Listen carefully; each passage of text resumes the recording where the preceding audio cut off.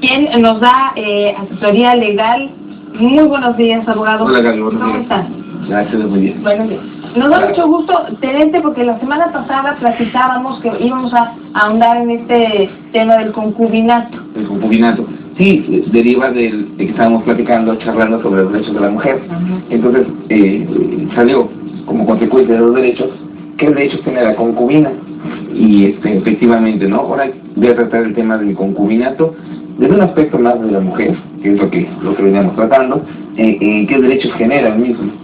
Como bien habíamos explicado en la anterior ocasión, el concubinato es una relación de hecho, de facto, no de derecho. Es decir, un hombre y una mujer que estén en la actitud de contraer matrimonio, pero no lo han celebrado en términos de ley. ¿Cómo se puede probar este concubinato? Es unión libre. Es unión libre, pero ojo, en la actitud de contraer matrimonio. Es decir, que estén solteros los dos, o divorciados, pero no casados. Es que se me precisa en ese punto, porque en la actitud de contraer matrimonio es eso, ¿no? Dos personas que están solteras. ¿Cómo se puede probar ese concubinato? Porque no tenemos un acta de matrimonio. Y yo le establecía en la anterior charla que se puede dar por una información testimonial. Es decir, como tal, tiene que darse de forma permanente y notoria para que surta efectos, y lo podemos acreditar con información testimonial ante el juez de los familiares, en este caso en la ciudad de Puebla, o con las actas de nacimiento si es que se procrearon hijos dentro del concubinato.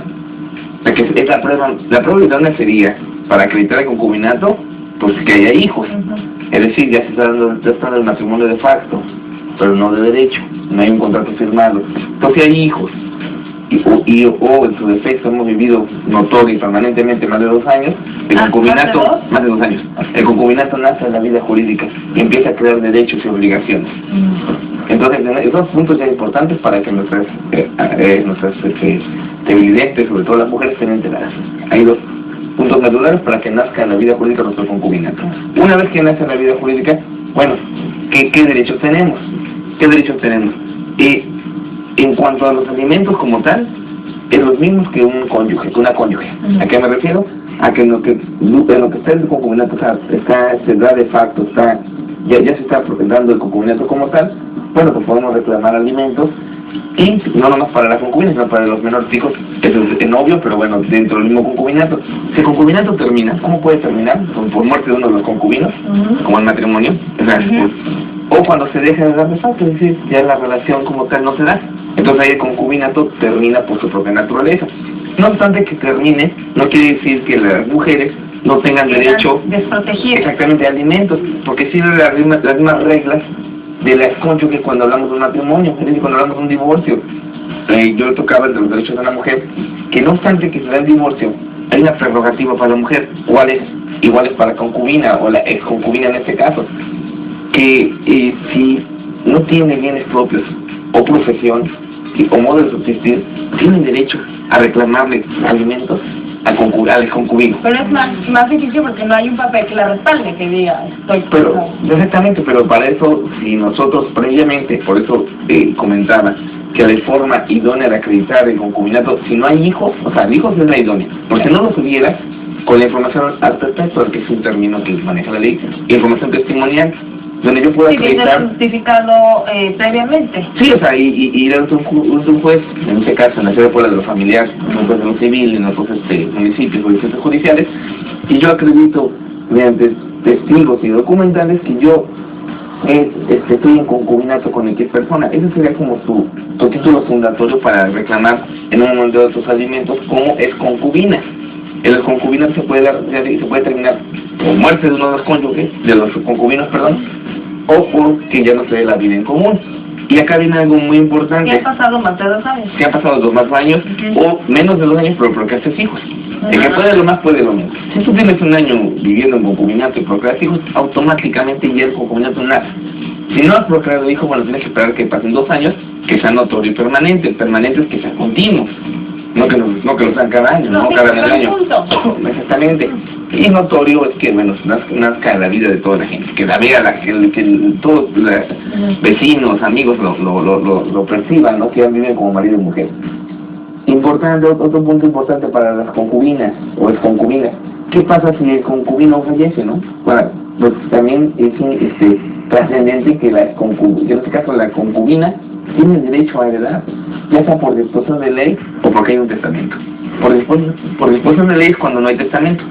Es decir, se muere mi concubino y yo, pues, en teoría, se tiene la falsa percepción que no tiene... ¿Qué pasa con los familiares? Es decir, fallece el concubino, la concubina tiene la oportunidad de heredar, pero los familiares dicen, bueno, pues no es relación formal, y entonces empieza el pleito. Ese es un punto que tú tocas, una palabra medular, formal. Formal porque no hay un papel, pero sí es real, que es lo que la ley tutela.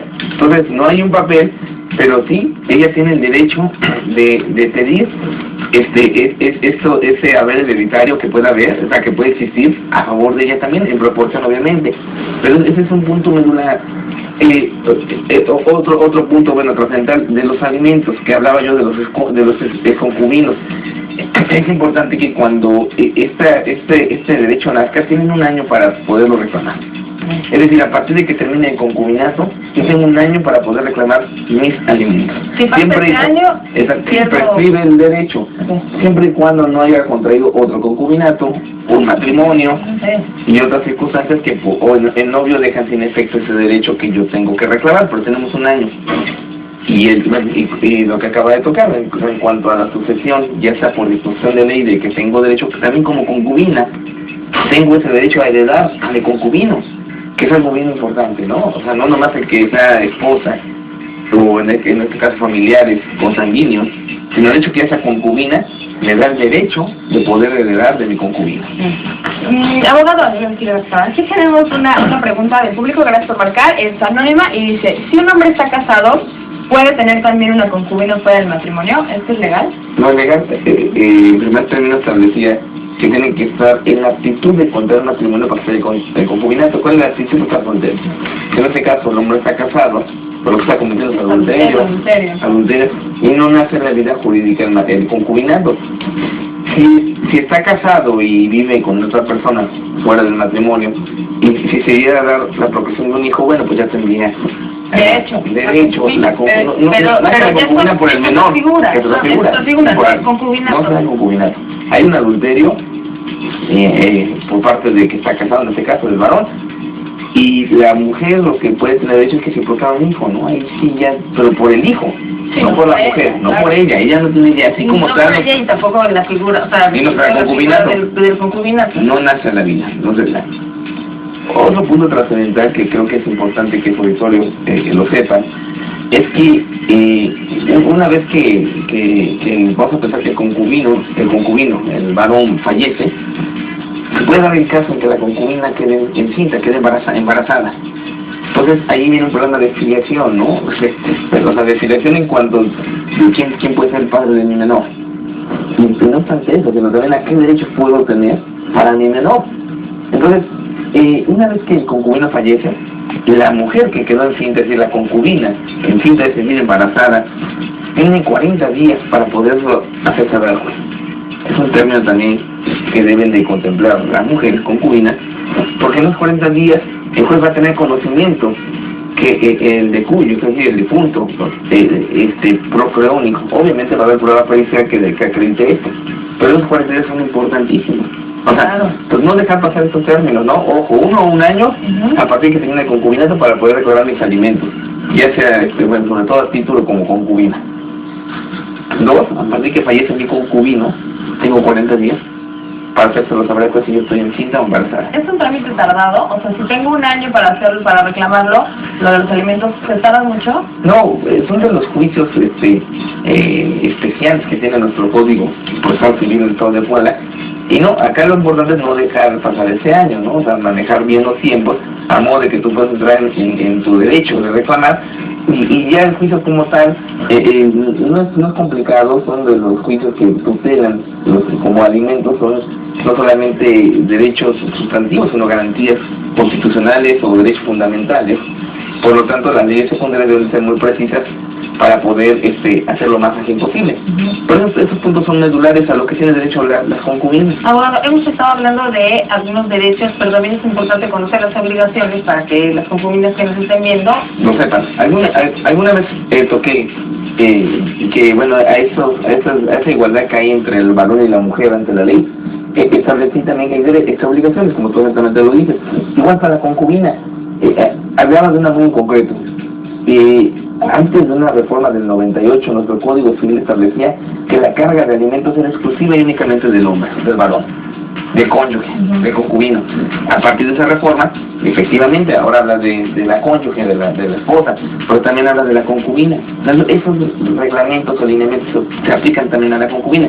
Es decir, que el concubino y la concubina tendrán la obligación de colaborar en la educación de los hijos, en el sustento del hogar, en forma recíproca y equitativa. Entonces, ahí está una obligación que tiene también la concubina. Okay. Entonces, ambos deben de contribuir, es decir, en los alimentos propiamente dichos. La ley es muy clara, ¿no? Habla de sostenimiento del hogar y educación de los hijos. Entonces, ahí es un derecho que también es una obligación, perdón, que surge con motivo del concubinato. Pero en general lo que acabo de tocar es que los derechos que se originan del concubinato a favor de la concubina. Que creo que son bien importantes tenerlos muy presentes para saber en un momento dado de lo que podemos reclamar. ¿Una concubina puede tener servicios de salud? Sí, tu pregunta es muy loable y efectivamente no es mi área la materia laboral, pero me ha tocado que vamos a pensar que fallece el concubino. Entonces, saben que hay esos causalientes, ya sea ante el Seguro Social, ante la empresa, y la Junta de Control de Arbitraje, bueno, eso sí lo he visto por las áreas que manejo en el despacho, dice, acredítame que tú eres la concubina, y por tan importante, lo que hablaba yo de la información testimonial o información al perpetua, que lo conozco para tener un documento. Derecho, ¿no? Sí lo tienen, Gaby. O sea, para ser preciso en tu pregunta, sí lo tienen.